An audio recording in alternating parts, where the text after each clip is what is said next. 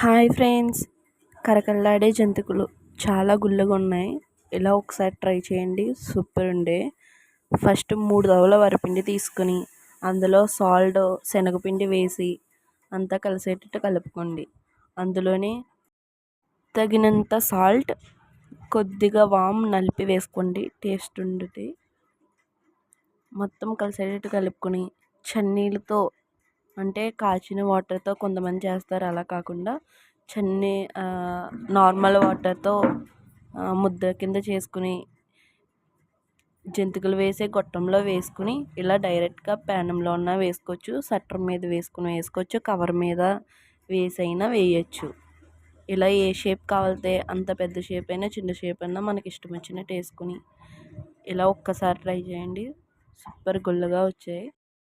అదే మీరు ఎక్కువ క్వాంటిటీలో చేసుకోవాలనుకుంటే ఈ కొలతలు డబల్ చేసుకుని చేయండి. సూపర్ పర్ఫెక్ట్ కొలతలతో జంతికలు ఇలా తొలేకాస్కి ఇలా స్పెషల్ చేసుకోండి, ఎంతో ఇష్టంగా తింటారు.